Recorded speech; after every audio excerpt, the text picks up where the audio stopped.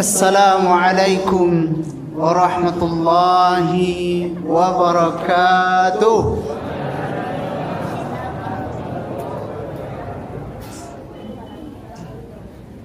Alhamdulillah wa syukran lillah, salatan wa salaman ala rasulillah. Allahumma salli ala Muhammad wa ala ali Muhammad. Salam tajelo kanan rapi, maaf tasimpuah kanan banyak. Wujudnya kepada pengurus masjid, perangkat nagari beserta jajarannya, kepada angku nenek mama, penghulu nan gadang basah batua nan tinggi semua di anjuang nan gadang semua di ambang. Kepada ustaz bila Maulana jatuanku alim ulama cadiak pandai suluh bendang dalam nagari. Kemudian kepada nan muda-muda parik paga dalam kampung sarato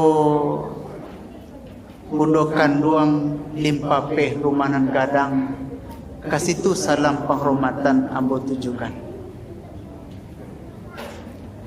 Alhamdulillahi Rabbil Alamin.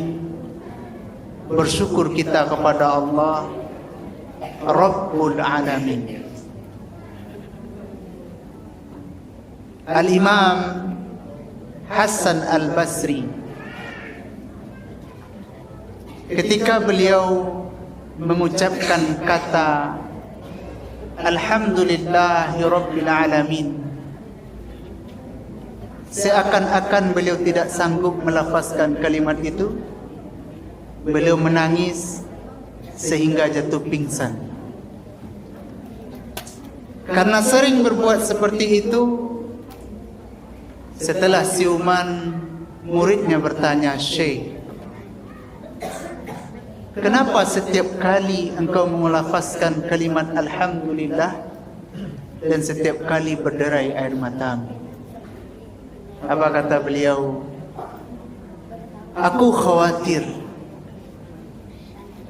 khawatir dengan diriku ketika lisanku berucap segala puji hanya untuk Allah,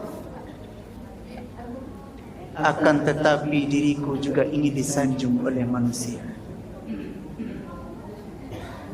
Aku takut ketika bibirku mengatakan hanya Allah yang berhak dipuji, akan tetapi aku menjadi lemah, semangatku menjadi berkurang ketika tak ada orang memperhatikan pekerjaanku. Maka itulah yang terkadang aku merasa diri ini seolah-olah seakan-akan seperti seorang munafik. Maka beliau menangis. Mudah-mudahan alhamdulillah kita sampai ke lubuk hati yang terdalam hendaknya. Amin ya rabbal alamin. Kemudian Rabbul Alamin. Ma makna Rabb? Apa itu Rabb? Terulang sebanyak 82 kali di dalam Al-Quran kata Rabb. Kata Rabbaka atau Rabbuka terulang lebih 100 kali di dalam Al-Quran. Rabb, dia adalah pencipta, pengendali, pengatur. Ketika seseorang berucap segala puji hanya untuk Allah, sementara makhluk tak berhak untuk dipuji, hanya Allah sajalah yang mengendalikan, yang mengatur hidupku ini. Maka kalau benar seseorang di dalam solatnya membaca surat Al-Fatihah, atau ketika dia berucap Alhamdulillah, maka dia tidak akan pernah bertanya kalau sekiranya takdir itu tidak sesuai dengan keinginannya. Tapi orang bertanya, Pak, ada pasien kita, Ustaz, Sebenarnya sakit ku oleh tu ambo Ustaz. Apa aku itu kata ibu? Iya Ustaz. Tetangga ambo tu biasa-biasa saja hidupnya. Tapi tidak ada pernah sakit Ustaz. Ambo le rajin sembahyang ke masjid. Tapi baku acuk je sakit. Ini dia Pak. Alhamdulillahi Rabbil Alamin. Terserah kepada Allah. Allah inginkan kita seperti apa. Berselawat kita kepada Rasulullah dengan melafazkan Allahumma salli ala Muhammad wa ala ali Muhammad. Judul yang diberikan oleh pengurus, dampak puasa secara psikologis. Dampak puasa secara psikologi. Ada dua kaedah besar. Yang pertama puasa, yang kedua psikologi atau unsur emosional yang ada dalam diri seseorang. Sebagai dalil dari pembahasan kita, surat Maryam pada ayat 26.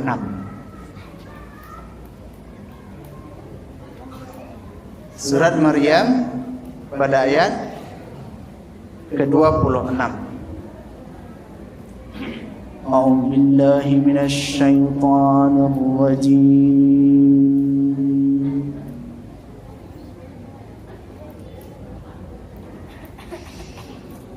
بسم الله الرحمن الرحيم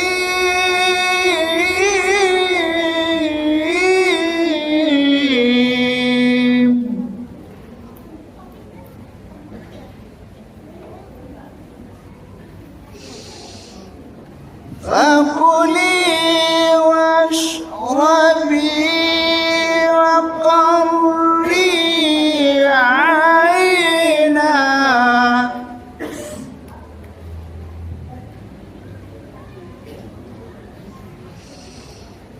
فإما ترين من البشر أحدا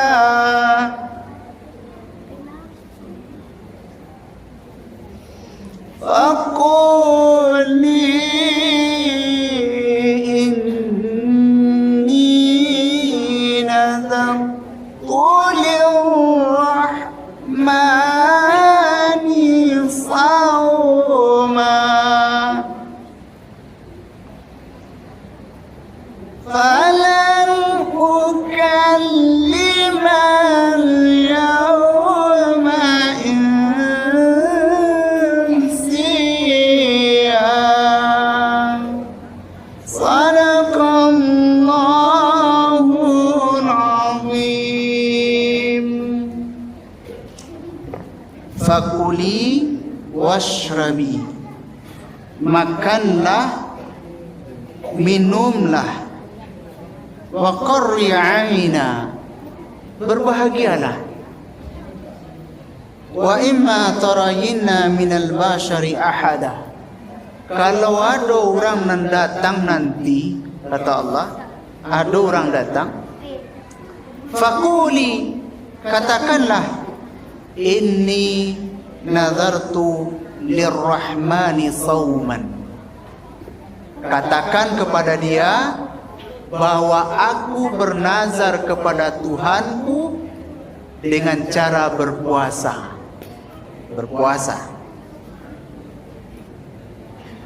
Maka kata Allah, falan ukallimal yauma insiya, engkau tidak usah berbicara dengan manusia. Ayat ini berkaitan dengan beberapa ayat sebelumnya. Ayat ini berkisah tentang Maryam di dalam Al-Quran. Maryam secara psikologis pada saat itu, karena beratnya beban, beratnya ujian, beratnya penderitaan, Maka Maryam dalam keadaan gelisah dan galau. Maka beberapa ayat sebelumnya Maryam berkata, "Ya Tuhanku, bagaimana mungkin aku bisa hamil sementara tak pernah satu pun lelaki yang pernah menyentuhku?"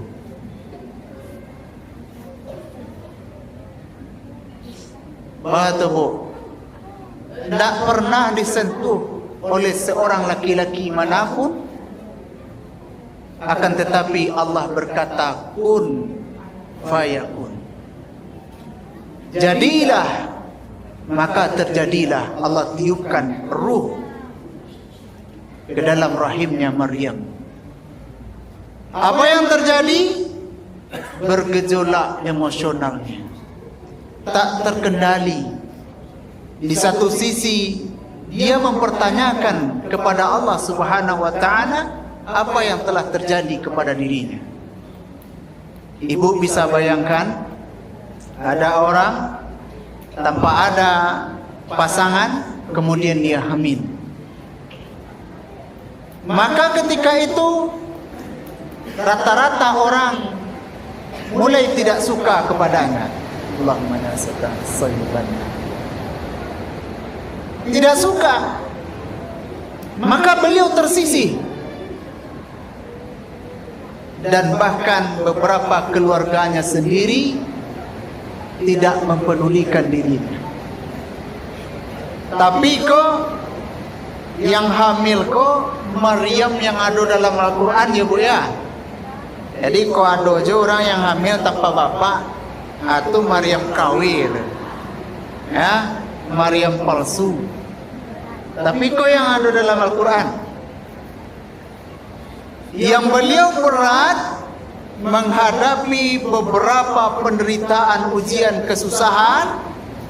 Apa yang Allah katakan di dalam Al-Quran, kalau itu yang terjadi Maryam, ada orang nama ngatokan, nama cali, nama tanyo, katakan kepada orang-orang tu, inni nazartu lirrahmani sauman, bahwa aku berpuasa untuk tidak berbicara dengan siapapun.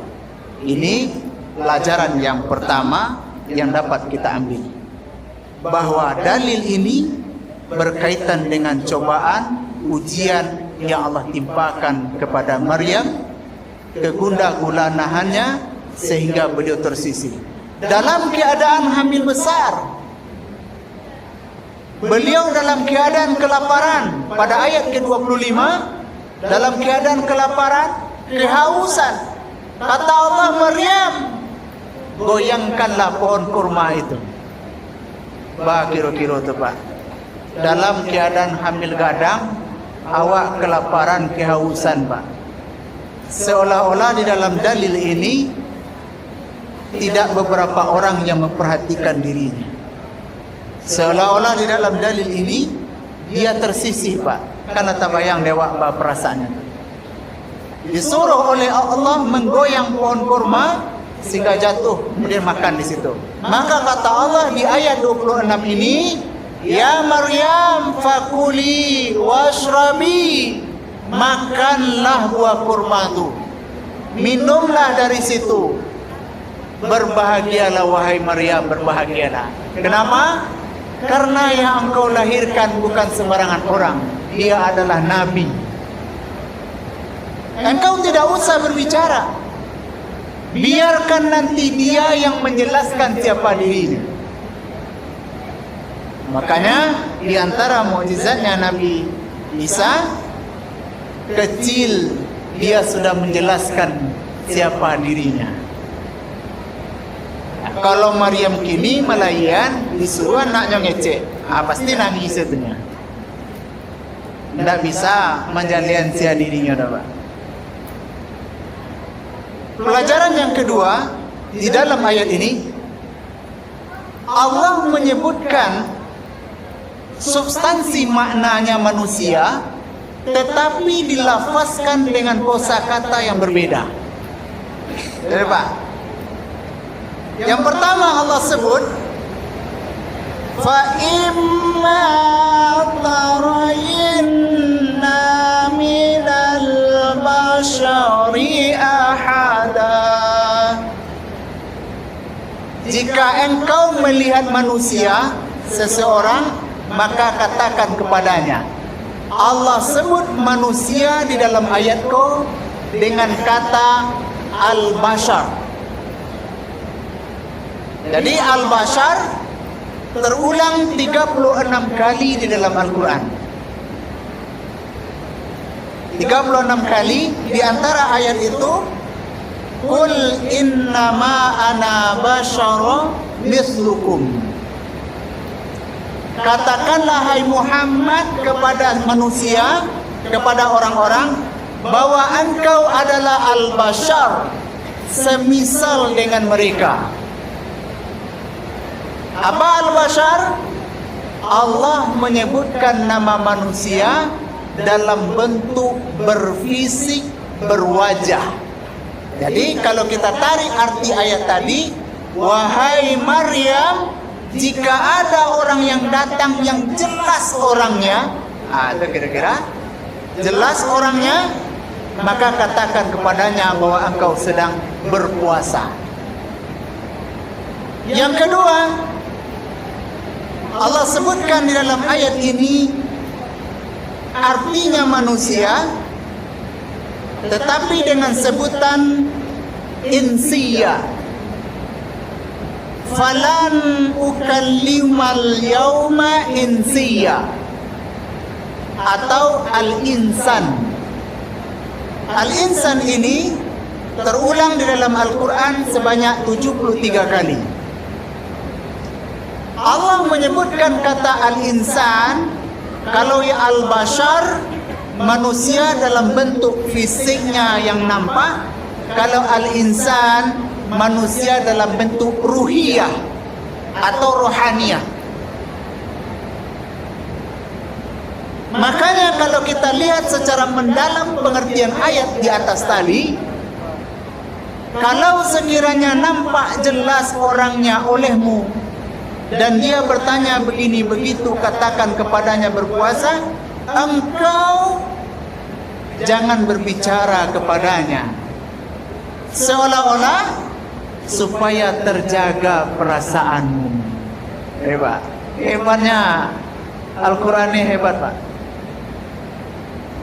Karena sumber kesedihan, sumber marah, sumber kegelisahan, putus asa dan semacamnya berasal dari al-insan. Nanti ada spesifiknya. Allah juga sebutkan an-nafsi di dalam Al-Quran. An-nafs. Ini al-insan, ada juga an-nafsi. Kalau Allah berbicara tentang al-insan, berarti ada aspek akal, kemudian ada qalbu, kemudian ada emosi. Kalau Allah berbicara tentang an-nafsi di dalam Al-Quran, berarti itu adalah daya dorong atau emosional, atau yang cocok disebut dengan kepribadian. Lah duduk cik tempat judulnya. Judulnya duduk cik Pak. Jadi an-nafs ini adalah kepribadian. Maka di dalam Al-Quran, kepribadian ini ada 3 tingkatannya, 3 fasenya. Yang pertama, innan nafsa la'ammaratum bisu. Jiwa psikologis yang dikuasai oleh amarah, oleh api. Saketik saya diagi bensin langsung terbakar. Maka di situ ada ketamakan, kerakusan. Ini dia ammaratum bisu. Kemudian an-nafsul lawamah, nafsu yang dibarengi dengan keraguan-raguan. Disitulah jiwa itu dia mulai gelisah. Yang ketiga ada nafsul mutmainnah.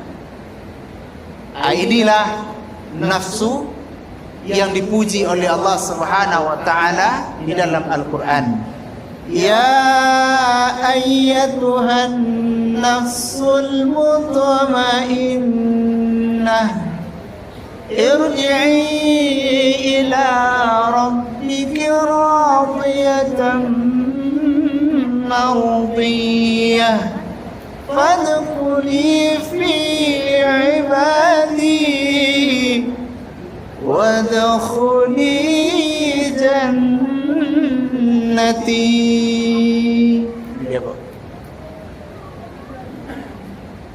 Allah memuji nafs jiwa mutmainnah yang dekat dengan Allah Subhanahu wa taala berdasarkan pengalaman ibadahnya. Jadi kepribadian dia nampak dari sikap dan perilaku. Bedanya kalau sikap gejolak emosional akan tetapi belum nampak efeknya. Kalau perilaku gejolak emosional yang nampak dari tindak tanduknya. Sikap dan perilaku mutmainnah. Selanjutnya kita masuk inni nadartu lirrahmani sauman. Sauman dari kata soma yasumu sauman. Pelakunya disebut dengan wahuwa saimun. Ya. Secara bahasa dia bermakna al-insaf, menahan. Menahan, Pak. Jadi kalau model itu, apakah dampak puasa ini secara psikologis? Seseorang shaimun, pelaku yang berpuasa, di mana dia menahan, maka dia akan masuk nanti ibadah ini kepada nafsul mutmainnah. Kepada nafsul mutmainnah. Oleh sebab itu, karena Maryam adalah wanita salihah yang teruji kesolehannya, yang langsung dididik oleh Allah Subhanahu wa taala, maka ketika Allah mengatakan kepadanya, bersabarlah wahai Maryam, maka keyakinan itu ada dalam dirinya, sehingga Allah Subhanahu wa taala tenangkan jiwanya. Makanya kata Allah, fakuli washrabi, makanlah, minumlah, berbahagialah wahai Maryam. Bapak dan Ibu jemaah yang dirahmati Allah Subhanahu wa taala. Oleh karena demikian, orang-orang yang nampak membekas ibadah puasanya di dalam kepribadiannya, di dalam psikologinya, dia nampak dari ciri kemampuannya menahan diri. Jadi kalau masih ada juga di antara ibu-ibu dengan berpuasa, berangka anaknya, anak katanya ke anaknya, anak kalera tumbuk madu lang je lah. Kok kacau kalau itu. Berarti tidak memberikan bekas, sebagaimana Maryam diuji oleh Allah yang nampak bekasnya, sehingga menjadi pelajaran bagi kita. Rasulullah sallallahu alaihi wasallam bersabda dalam hadis diriwayatkan oleh Imam Bukhari, "May yu'minu billahi wal yaumil akhir falyaqul khairan aw liyasmut." Barang siapa yang beriman kepada Allah dan hari akhir, hendaklah dia berkata yang benar, yang baik. Kalau tidak, hancak diam saja. Rasulullah sallallahu alaihi wasallam ketika beliau dalam keadaan tidak senang dengan seseorang, dengan sahabat, maka beliau diam. Beliau katakan kepada sahabat, la taghdab walakal jannah. Tenanglah, jangan marah, maka surga untukmu. Surga untukmu. Maka hadirin kaum muslimin, Orang-orang yang mampu menjadi shaimun, yang mampu bertahan, maka orang-orang inilah yang mendapatkan nafsul mutmainnah. Terakhir, ada kisah dari Luqmanul Hakim. Bagaimana orang-orang menjelaskan bahwasanya kita tahu Luqman ini adalah manusia yang soleh. Jadi Luqman dia bukan seorang nabi dan bukan seorang rasul. Kan ibu-ibu contoh baca surah Luqman. Dia bukan nabi, bukan rasul, akan tetapi manusia yang soleh yang Allah abadikan namanya dalam Al-Quran. Disebutkan dalam kitab Al-Bidayah wan Nihayah bahwa Luqman ini adalah seorang budak. Seorang budak, kemudian karena hikmah yang disampaikannya, majikannya tertarik, senang. Akhirnya dia dimerdekakan dan menjadi hakim di masanya Nabi Daud alaihissalam. Apa kata Luqman ketika majikannya meminta tolong kepadanya, Luqman, tolong sembelihkan kambing untukku, ambilkanlah daging yang terbaik dari kambing tersebut. Disembelih di Luqman, maka diantarlah ke majikannya hati dan lidah kambing. Kira-kira 2 minggu setelahnya Luqman tolong balik sembelih kambing, ambil daging yang terburuk dari kambing itu, disembelih, diantar ke majikannya hati dan lidah kambing. Heran majikan, patang namburu iko jo bantan nanelo, kini namburu iko jo bantan. Basu bananya ke Luqman. Apa kata Luqman? Majikanku, sesungguhnya dari kehidupan ini orang-orang yang berfikir, yang berakal, yang terbaik di dalam hidupnya dan yang terburuk di dalam hidupnya adalah hati dan lidahnya. Makanya kata Rasulullah SAW, kalau sekiranya itu baik, maka baiklah seluruh tubuhnya. Kalau sekiranya itu buruk, maka buruklah seluruh tubuhnya. Maka itu adalah hati. Yang kedua, Luqman ketika dia pergi ke pasar bersama dengan anaknya, di dalam perjalanan Luqman menaiki kendaraan, anaknya menuntun keledai. Apa kata orang melihat? Iku ayah yunda dos kete Allah juor. Awak sanang-sanang di atas kendaraan, anak disuruh berjalan kaki. Lai teranga kece orang nak laiyah. Kalau betul gantian awak. Engkau naik, ayah berjalan. Dituntun. Anak kata orang mencari, iko anak tak tahu malay budi dah. Alasan itu ayah disuruh juga berjalan ni. Lai terang anak kata orang lah ayah. Kalau menitu jalan sewa berdua nak jadi ya. Anak kata orang, anda pakak lah. Kau mau tak? Alah adu kendaraan, indah lo tunggangi dah. Tu panik-panik mengadang saya. Panik-panik bagi makan Lai terang anak lah iya. Kalau mau itu nak naik gitu nak dinaiki berdua. Anak kata orang, aku yang nak berbanak, indah berperi kebinatangan dah kan. Lah jale sakit itu keledai ya adimu elo berdua teman. Lai terang kata orang nak lah iya. Nah, kalau satio kata orang dimasukkan ke dalam lubuk hati kau nak, tidak kajadi je susah hidup awak, payah awak denya. Karena orang memandang awak sesuai dengan pengalaman hidupnya. Engkau tidak akan mungkin nak menyenangkan setiap orang, karena orang itu pendapatnya berbeda-beda. Jadi Bapak dan Ibu, apa kesimpulan dari kajian kita? Dan pertama, Maryam diuji oleh Allah dengan ujian yang sangat berat. Seorang perawan, Allah takdirkan dia hamil, kemudian memiliki anak.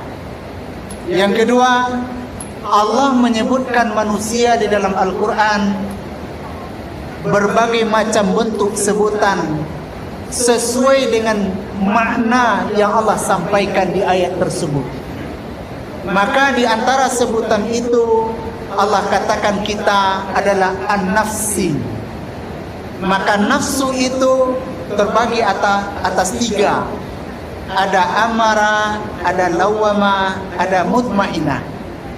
Maryam, Allah takdirkan dirinya mendapatkan nafsul mutmainah. Di antara resep yang dia lakukan, inni nazartu lirahmani sauman, bahwa dia disuruh oleh Allah untuk berpuasa. Maka puasa itu secara makna dia adalah menahan atau mengendalikan.